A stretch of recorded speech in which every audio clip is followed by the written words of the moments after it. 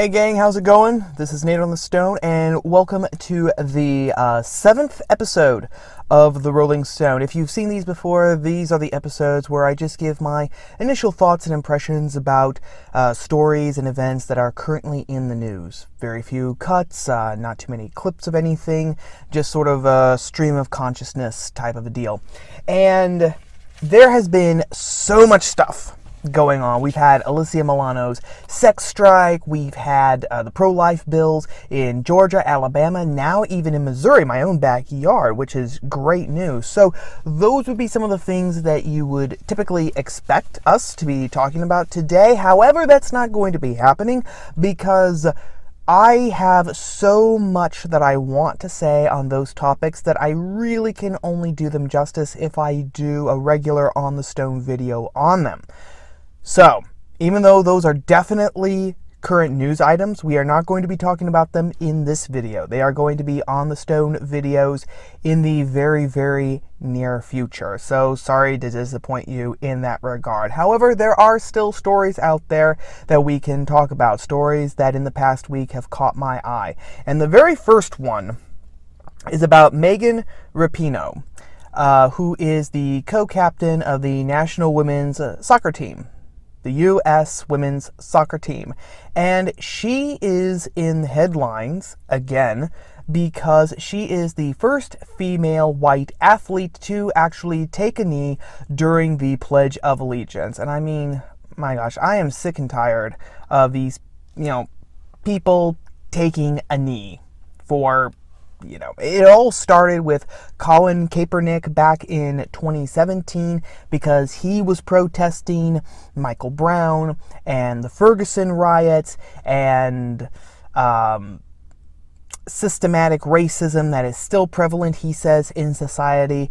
Systematic oppression and racism is not in society. We have uprooted it and it is gone. There are still racists in society. There are always going to be racists in society. But systematic racism and oppression, no, that is a thing of the past, which is 100% a very good thing. And like I talked about in my Rolling Stone video about watching Michael Knowles being attacked at the University of Missouri in Kansas City's campus last month, that whole thing about Michael Brown was a hoax. This hands up, don't shoot, gentle giant, it was all a hoax. It's been proven to be a hoax. But because of that hoax, and because of this persistent lie that there is systematic racism and oppression in society today, Colin Kaepernick started taking a knee during the Pledge of Allegiance. He wasn't standing, putting his hand over his heart like the civics book tell us that we should, to respect the flag, the Pledge of Allegiance, the national anthem. And then before you knew it, lots of other athletes were following suit to support him, to show their virtue, show that they were woke. So anyway, Megan Rapinoe, the co-captain of the U.S. women's soccer team, has become, or is, the first white female athlete to take a knee during the Pledge of Allegiance. So, historic moment and all that. Ooh. But while I was reading this story, and there was an interview with her on Yahoo News and a lot of the major news studios, Fox, The Hill, they were running stories on her a couple of days ago. And some of the quotes that she had just really, really stuck out to me because she says she considers herself a quote-unquote walking protest against, guess who? Donald Trump. Yes, this is all about Donald Trump because she says that kneeling for the pledge, okay, she considers it to be a huge FU to Trump and the White House. Now, how do I say this? This is what happens when politics pervades everything, and this is also what happens when you have lost all sense of history. Okay? This is what happens because the American flag, the national anthem, the Pledge of Allegiance, they have nothing to do with Donald Trump. Donald Trump did not create the flag. He did not write the Pledge of Allegiance or the national anthem. Donald Trump, has not personally branded any of those things. Donald Trump has nothing to do with the flag, the pledge, or the anthem. He's just the President of the United States. He's one in a line of 45 other guys who have sat in that office, okay? He has nothing to do with the flag. Taken as a whole, sure, he represents the United States of America, and if you dislike him, if you dislike his policies, then yeah, you are upset that he is the face of the United States, just like most people on the right were upset and had a lot of reservations about former President Obama being the face of the United States. But you know what? That is politics. Okay, that's politics, because you lose elections, you win elections. So sometimes your guy is in the White House and representing the country, sometimes he's not. And you just take it on the chin and you move on.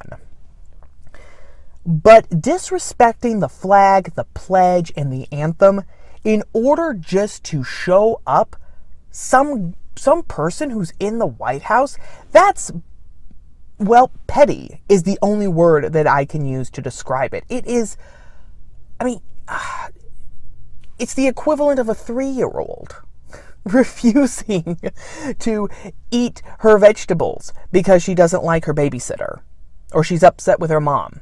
That's where we've gotten. That's the point to which we've gotten.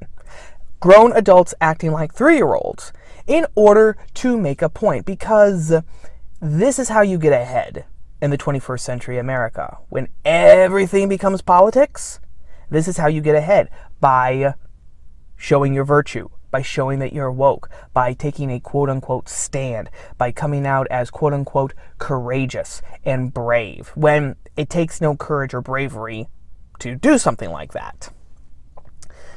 So that's the first thing. That's the first thing.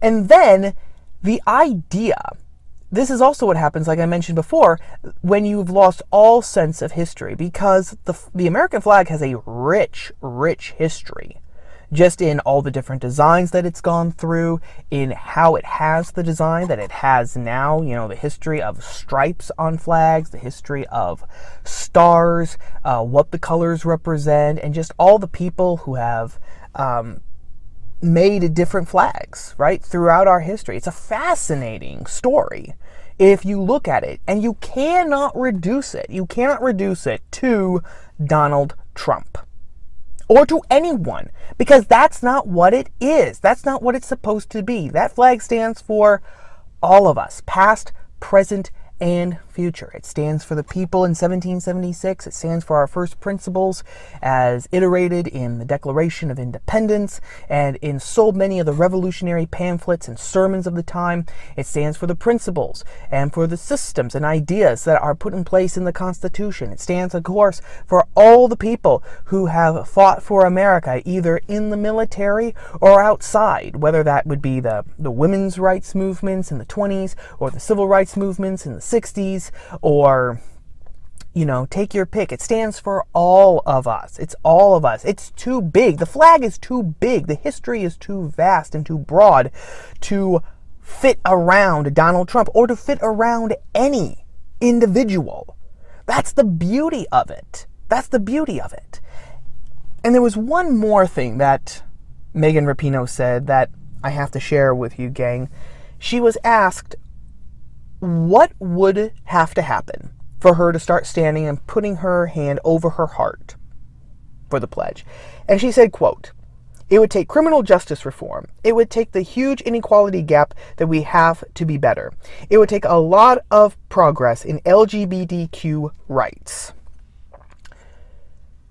If she's talking about prison reform and that too many young black men are going to jail, I completely agree.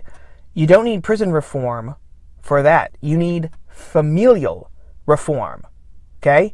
When the majority of black babies are aborted because the majority of black babies in America are born out of wedlock and then are raised in single parent homes, and we all know what the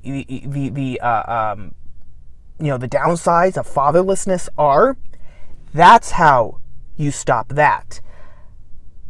Pay gap, it's another myth.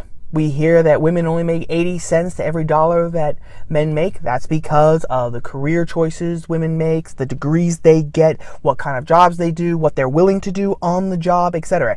If a man and a woman work the exact same job at the exact same level of competence, and they work the exact same hours, they are going to get paid the exact same amount, because it has been illegal since the 60s to pay women less than men for the exact same work. That's a myth.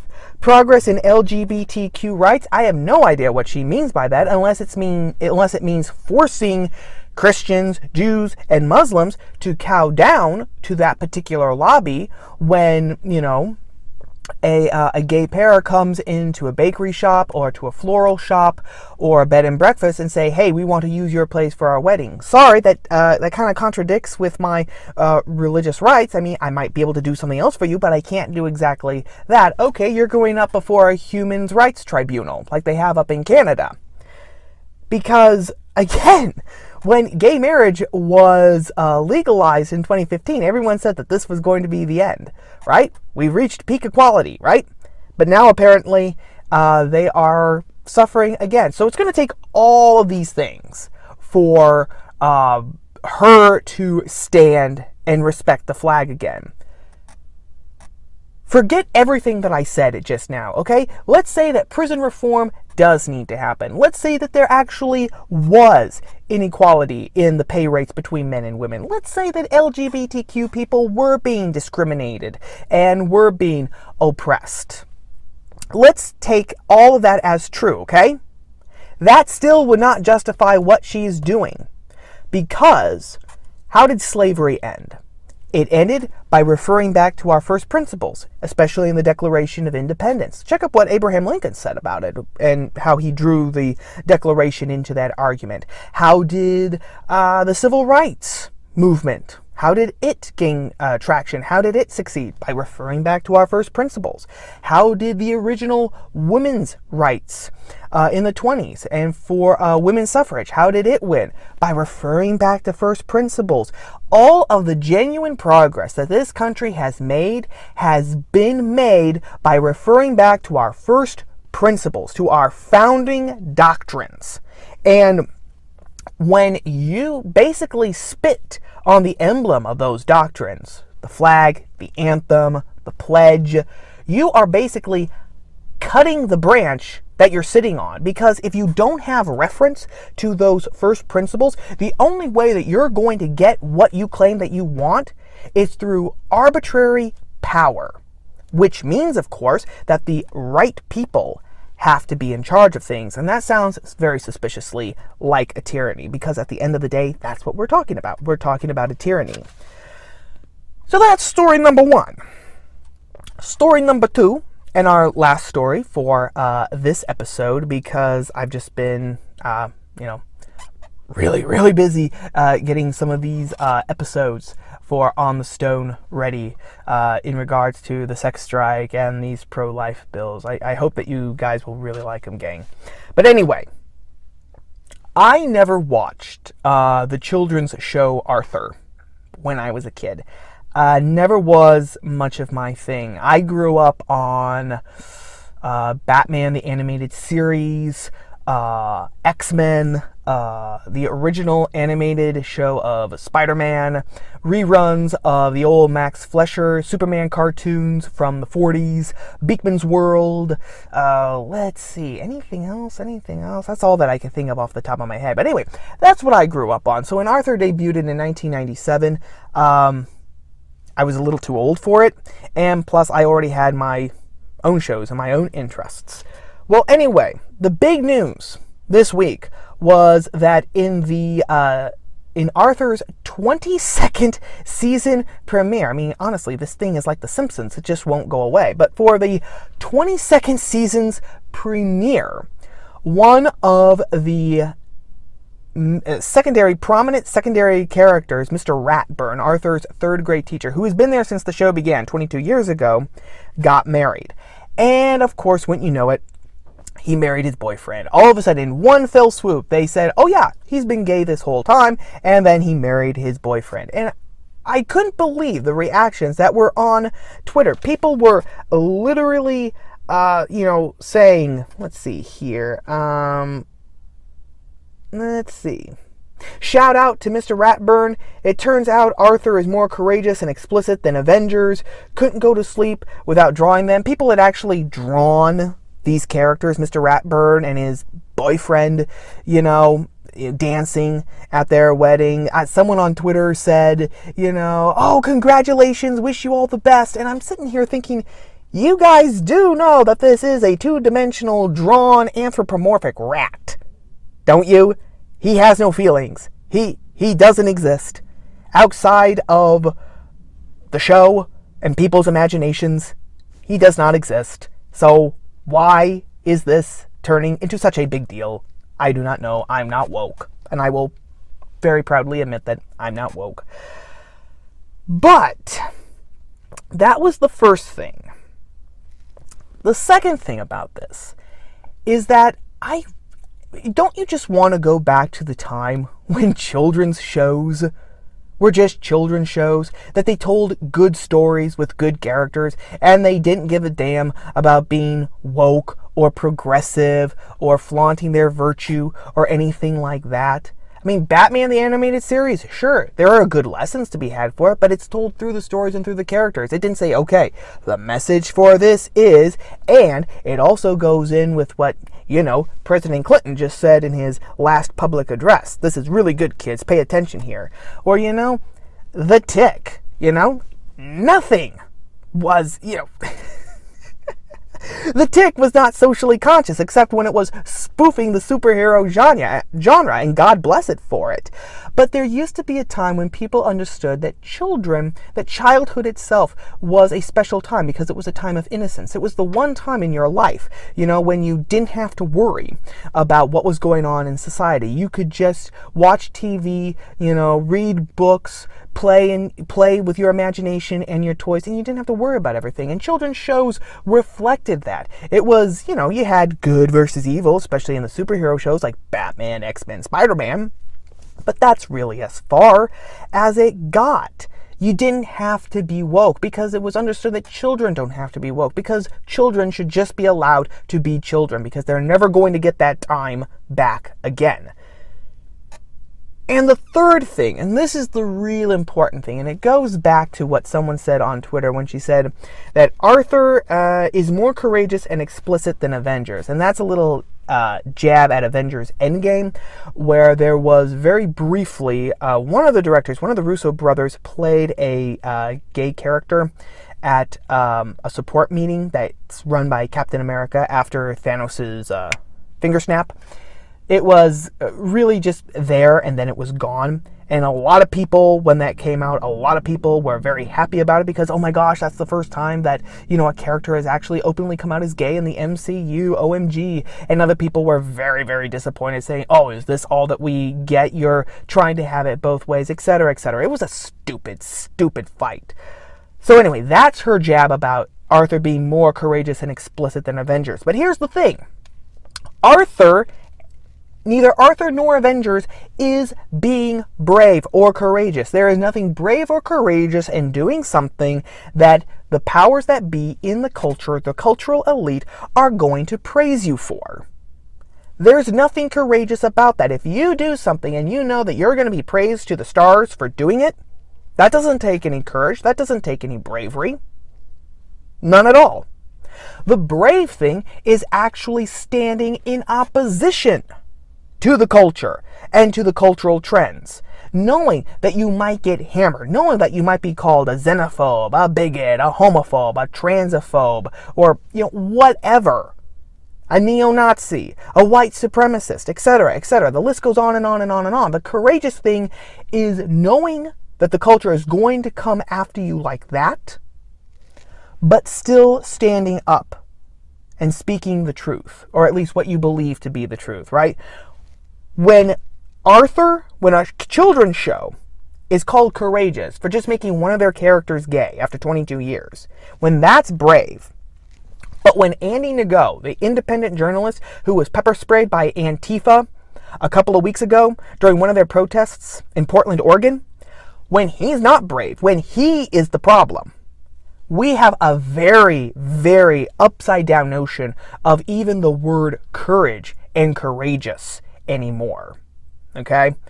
And and that's something that needs to be changed really, really quickly. But then again, it goes all the way back down to language. What do words mean? And fighting for their right definition so that we can actually communicate with each other. But anyway, gang, like I said, a little short of an episode today, just those two stories, because been working on these other On the Stone episodes. So my apologies if I have been sweating. I have been recording this in my car and it is 90 degrees outside, but you got to take these opportunities where you find them. So, have a great Friday. Have a great weekend, gang. And I will chat with you all later on the Stone. Ciao.